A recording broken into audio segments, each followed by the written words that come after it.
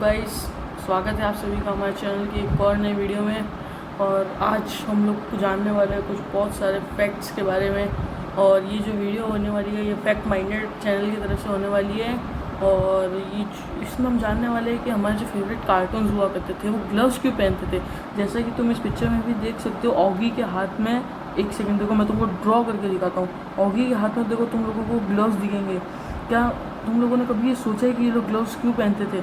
और हम इसके अलावा बहुत से फैक्ट्स जानेंगे, जैसे कि दुनिया की सबसे लंबी ट्रेन कौन सी है, और उसके अलावा बहुत सी चीज़ें। तो चलो आगे बढ़ते हैं वीडियो में और देखते हैं कि आगे क्या क्या फैक्ट्स हैं। लेट्स गो, चलो देखते हैं पहला फैक्ट क्या है। आपने कभी सोचा है कि आपके फेवरेट कार्टून्स हमेशा ग्लव्स क्यों पहनते हैं? क्या आपने इस दुनिया की सबसे लंबी ट्रेन देखी है? भाई। तो आज देख लोगे। तो भाई वही सब तो देखने आया हूँ मैं। जल्दी चालू करो और मेरा नॉलेज बढ़ाओ, फिर मेरा जनरल नॉलेज बढ़ जाएगा और मेरा IQ आइंस्टाइन से भी 10 गुना बढ़ जाएगा, है क्या नहीं? और तुम्हारा भी बढ़ जाएगा। इसीलिए कहता हूँ कि इस चैनल को सब्सक्राइब कर लो और इस वीडियो को लाइक कर दो ताकि तुम्हें फ्यूचर में ऐसी और वीडियोज़ मिल सके। चलो देखते हैं आगे क्या है।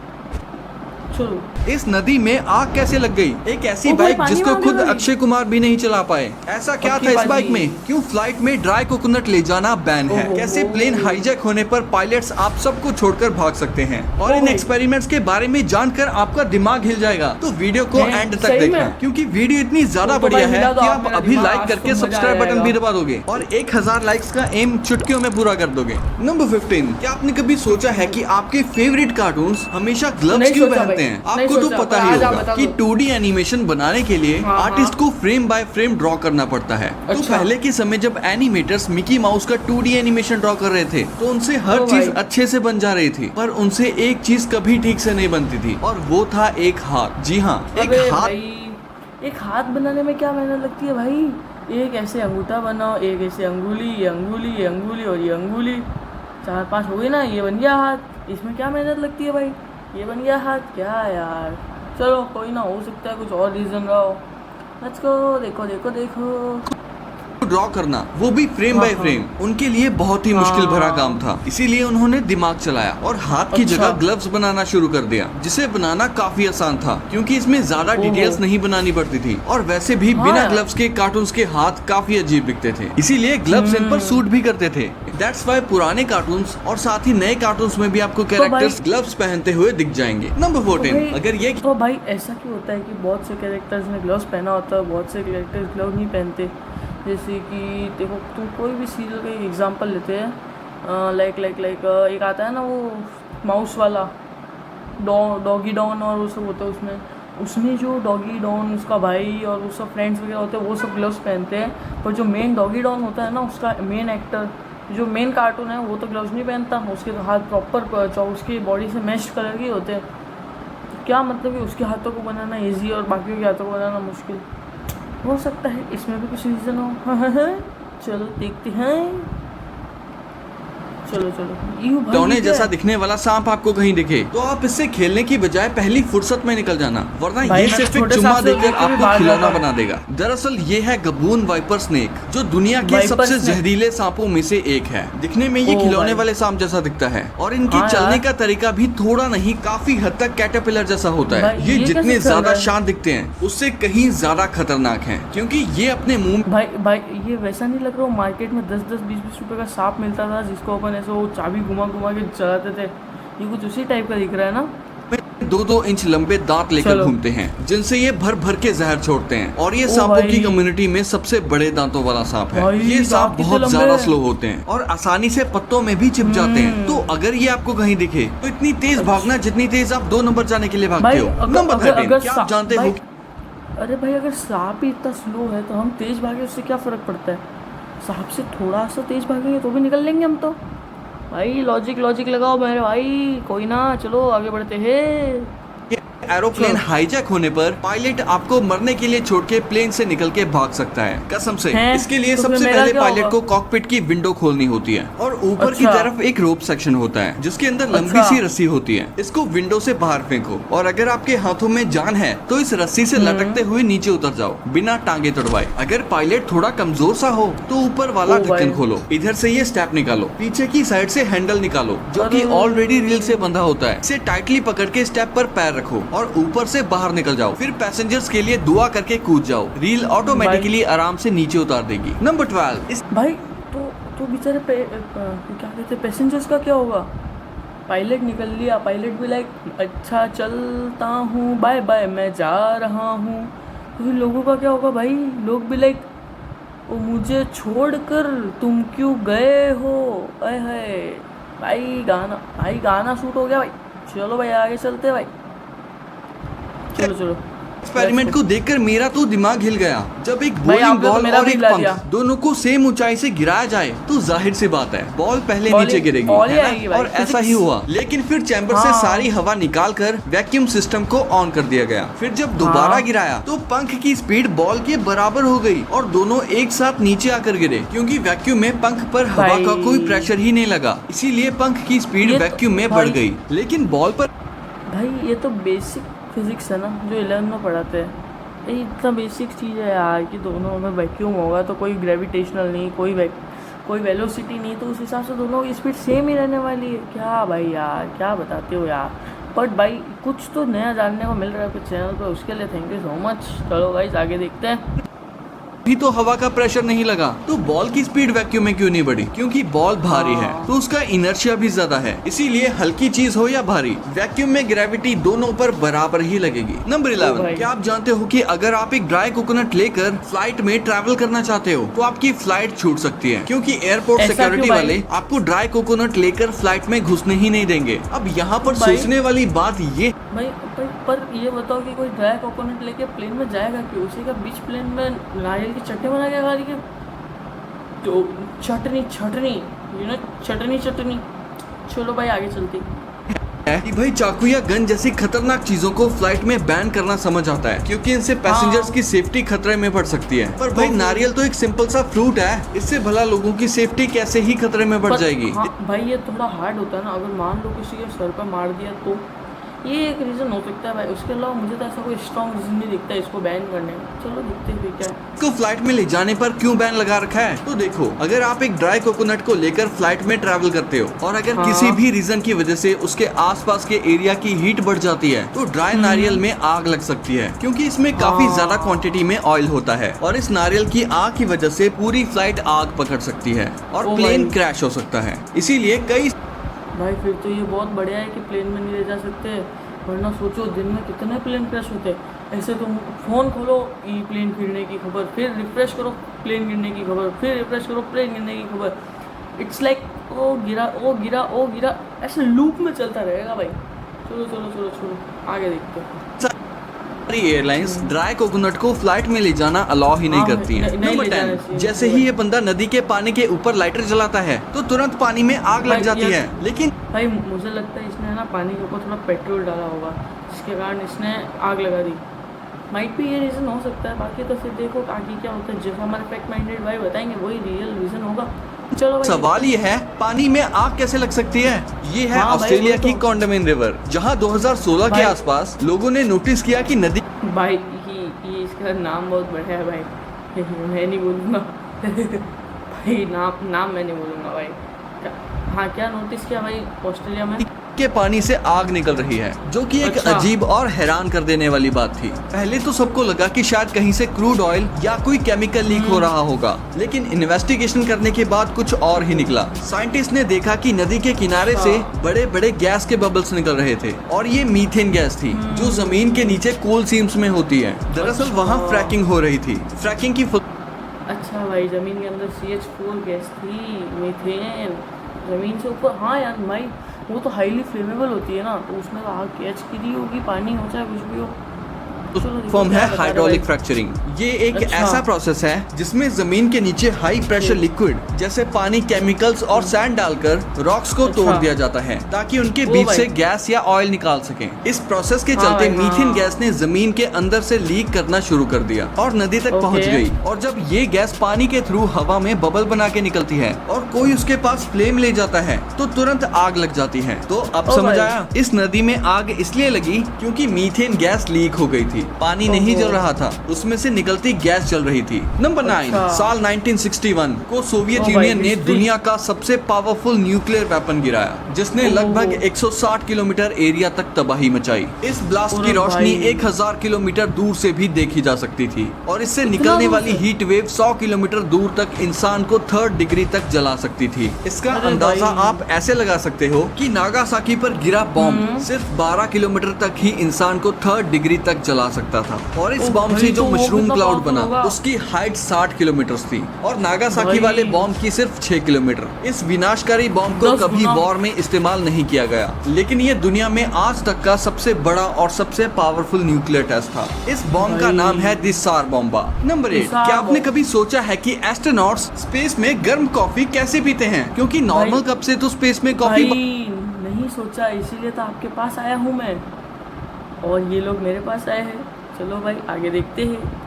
बाहर नहीं आती, फिर चाहे आप उसे उल्टा कर दो, कॉफी कप अच्छा। में ही चिपकी रहती है। और अगर आप पानी की तरह उड़ाकर गर्म कॉफी पियोगे तो शक्ल भस्म ही हो जाएगी। इसीलिए वो इस भाई। बैग में पाइप से कॉफी पीते थे, जिसमें मजा अच्छा। बिल्कुल नहीं आता था। तो फिर तगड़ी इंजीनियरिंग लगाकर इस स्पेशल कैपिलरी कप को डिजाइन किया गया। इस जीरो ग्रेविटी कप में कॉफी खुद ऊपर की तरफ इकट्ठा होती है, जहाँ से लिप्स लगाकर आप कॉफी पीते हो और कॉफी ऊपर आती रहती है जैसे जैसे आप चुस्की मारते हो। भाई यार ये कितना मस्त दिख रहा है। ये अर्थ वाले लोगों को मिल सकता है क्या पीने के लिए? कहाँ मिलता है गाइस? तुम्हें अगर कुछ नॉलेज हो इस बारे में तो बताना, कमेंट्स में बताना। मैं तुम लोगों के कमेंट्स पढ़ के देखूंगा, अगर मुझे मिला तो मैं वो भी लाऊंगा और उसकी अनबॉक्सिंग वीडियो भी बना देंगे। अगर तुम्हें मिल गई ये चीज़ की कहाँ मिलती है और मैं मेरे बजट के अंदर हुई तो मैं लेके इसकी अनबॉक्सिंग वीडियो भी बना दूंगा गाइस। चलो आगे चलते हैं। एक्शन की वजह से। नंबर 7, अगर ऊंचाई से टायर्स ओ को भाई, गिराते भाई, हैं भाई, तो भाई, कौन भाई, सा टायर ज्यादा बाउंस करेगा, भारी या हल्का? इस एक्सपेरिमेंट में भाई, सबसे पहले छोटा टायर गिराया भारी- गया, भारी जिसका टायर ही वजन ज्यादा bounce 4.8 करेगा। किलो है। इसने ढलान पर 97 किलोमीटर पर आवर की स्पीड गेन करके 29 मीटर भाई। की जंप लगाई। नेक्स्ट I टायर, जिसका can वजन see। 10.2 किलोग्राम। भाई मुझे लगता है कि जो बारी टायर होगा ना वही जोर से जाएगा, क्योंकि उसका मास ज़्यादा है तो उससे शायद फोर्स भी ज़्यादा लगेगा।